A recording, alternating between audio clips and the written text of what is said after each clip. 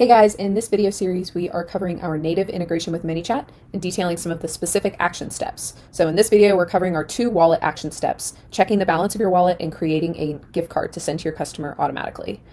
So in this one we're going to cover first how to set this up from scratch, so how to go from nothing and build a more custom solution for your flows, and then we're going to cover in more detail how it's already set up for you in our template. So let's jump in and get started. The first thing we want to do is create an action step. So we'll go ahead and click add to add one, scroll down to the bottom, and when you've installed the app, the Seller.Tools app will be here as an option where we have the ability to choose what we want to do next. So the first thing we're going to do is get our wallet balance.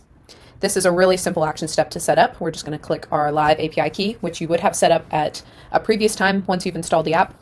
And then the only thing we need to do is map the wallet balance to a custom field. So this is going to tell us exactly how much money we have in your Seller.Tools wallet, and I'm just going to choose a custom field to map it to.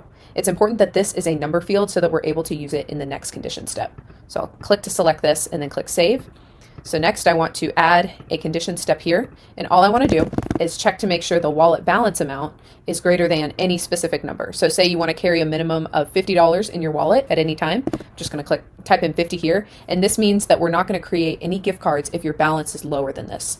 Really would encourage you to check out auto top up and some of our other tools that we have to make sure that your balance is always staying up to date. But this essentially just makes sure that we're not creating a gift card when your balance is too low and causing issues for your customers.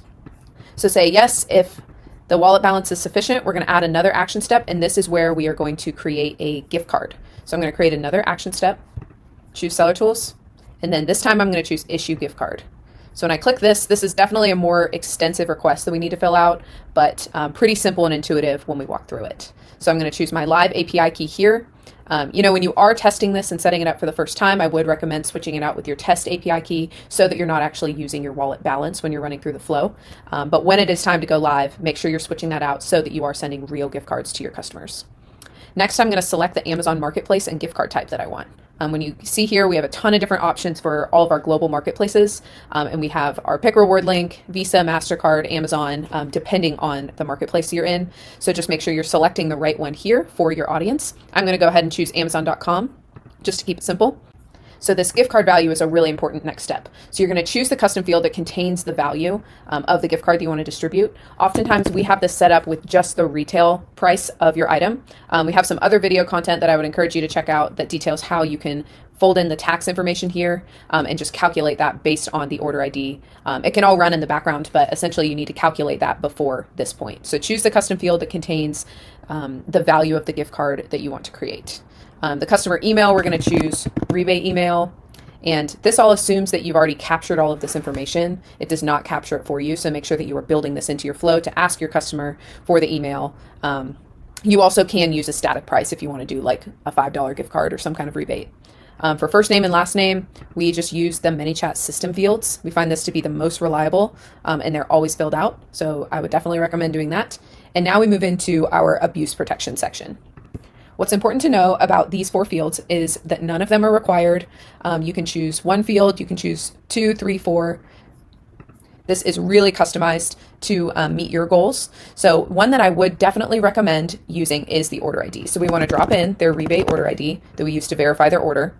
And this is just going to be your basic level of protection. And all this does is ensure that your user cannot get another gift card with this attribute, so to speak. So they can't get another gift card using that same order ID. For their email address, this is a good idea to include if you only want the user to be able to get 1 rebate from you forever, basically. So if you are creating a VIP list, this is not the step for you. But if you only want your customer to be able to claim a rebate for one of your products versus having different rebates across your product line, then you want to go ahead and drop in their rebate email here again. Using these 2 together is definitely the strictest way to restrict your customers from potential abuse. But again, this is just related to your goals. And then these are 2 open fields that are customized. You can use them for anything that you want. So we see people use it for the address line 1 from the customer's Amazon order. So they could type in address line 1 just for another added layer of protection. And then we also see Amazon hashed email being a popular one here.